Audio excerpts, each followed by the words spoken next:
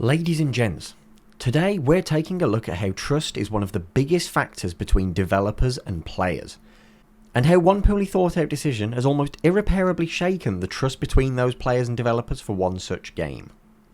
The game in question is RuneScape. Now, even if you're not a fan or a player, I encourage you to sit through this video because the actions we're going to discuss in this video will affect you in some game, in some capacity in the future.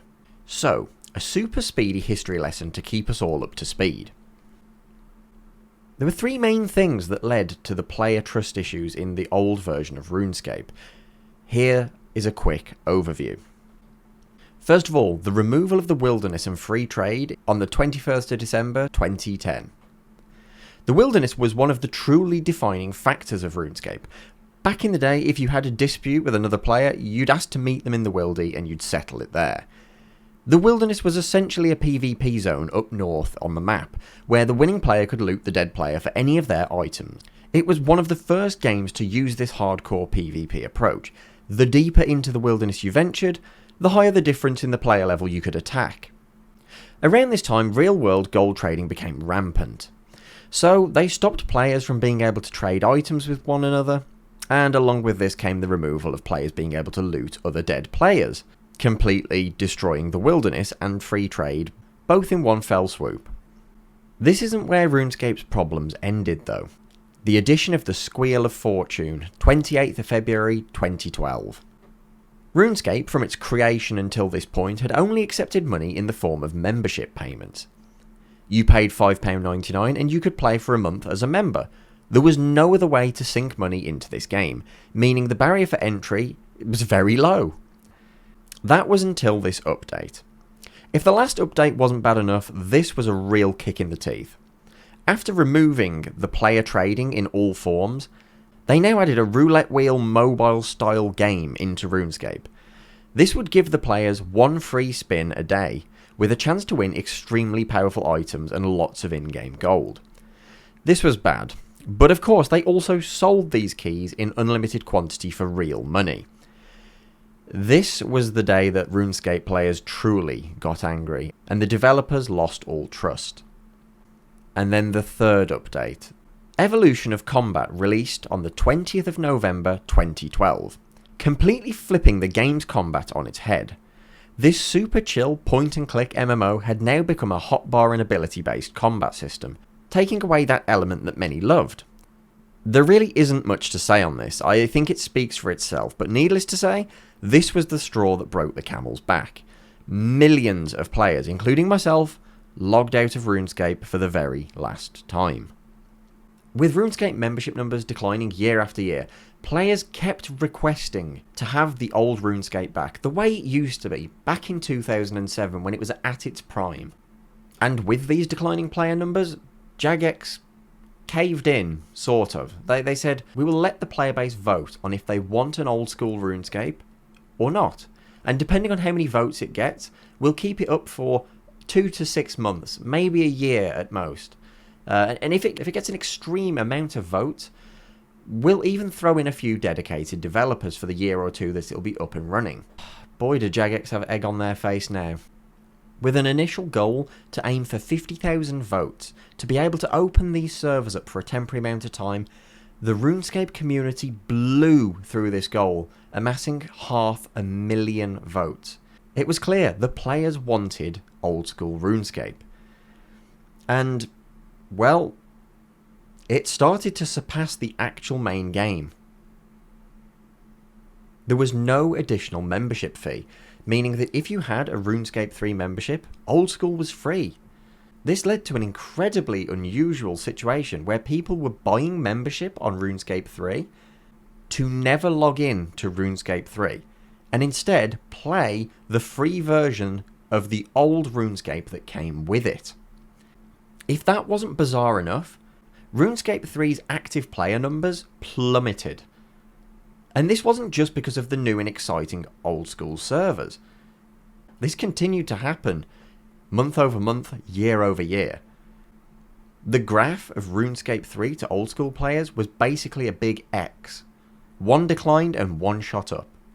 And this is where the element of trust comes in. jagex announced that because this was the players' version of RuneScape, that they would honour this by allowing polls. The poll system would allow people to decide what went into the game and what didn't. Now, of course, there were some people that weren't happy with the results of these, but it's a majority vote, so it is what it is. Right, now, to get onto the real topic of this video, recent events. So, this game is aged incredibly well with gameplay. However, the game is old, meaning that the client is incredibly old. Now, to remedy this, there's a lot of information in the RuneScape client that is visible to the player, but generally incredibly inconveniently placed. Hidden away in a menu that it doesn't need to be, you've got to keep switching tabs to view information that should all be on one tab. So, the community banded together and created third-party clients. Now, I want to premise that these clients were approved by jagex. After a lot of back and forth, jagex did approve them, on the condition that these plugins do not give players an advantage over others. That means something that a player can do on the modded client should absolutely be able to be done on the standard client. And that is a fair rule that everybody agreed on as a boundary. Now, another thing is that RuneScape's graphics are quite outdated.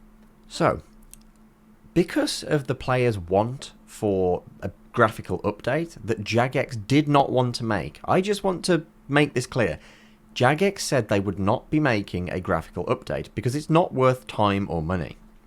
A player going by the name 117 took it upon himself to be the martyr and make this update that everybody wanted. It was going to be a plugin for the Runelite third-party client, and it was going to be purely a graphical update. This man worked on this project for 2 years solid. That is 2 years from today. On September the 6th, one day prior to the release date of this plugin, well, 117 posted this. Yesterday, September the 6th, 2021, Runelite HD would have been released. The code had been reviewed and bugs had been fixed. It was ready to go. You would have been playing it right now. Yet at the 11th hour, jagex contacted me asking me to take it down, in light of the reveal that they have a similar themed graphical improvement project that is relatively early in the exploration stages. I offered a compromise of removing my project from Runelite once they are ready to release theirs, in addition to allowing them collaborative control over the visual direction of my project. They declined outright. So, it appears that this is the end. Approximately 2,000 hours of work over 2 years, a huge outpouring of support from all of you. I could never have imagined the overwhelmingly positive response I've had to this project. I am beyond disappointed and frustrated with jagex. I am so very sorry that after this long journey I am not able to share this project with you. Signed, 117. This is incredibly sad to see. Now, I know that a lot of people that aren't understanding of this situation and have not been following it are going to say, but this is jagex's game. They are fully entitled to do this. And I agree. I absolutely agree. This is nothing out of the ordinary for a game studio. However, jagex were aware of this for the last year and a half. They even publicly commented on their knowledge of this thing, and at no point did they say that it was not allowed. They left it until literally the day of release to do this. Now, this is a project that players have been waiting on for so long. Because of COVID, there have been no meaningful updates to old school RuneScape. For a lot of people, myself included, this is all we've had to look forward to. The next update would have been a group Iron Man project, which again was announced 2 years ago. And that's still 3 months away. So for a large majority of the player base, this was an absolute finishing blow. Because as I've just told you, if jagex is exploring the possibility of an update, we're most likely not going to see it for 1 to 2 years. This seems like an incredibly selfish and unprofessional approach to take to a community project that you knew about for the last year and a half. Now, I just want to say, this statement has not come from the jagex moderators that we know and love. This has come from much, much higher up, and I can guarantee that the jagex moderators that we communicate with on a daily basis are just as disappointed as we are. and most likely wanted no part in the announcement of this. This is how you lose players' trust in an instant. Old school RuneScape has spent the last 5+ years gaining back that trust that was lost with the 3 consecutive updates that decimated the RuneScape population. This goes to show how easily trust can be lost.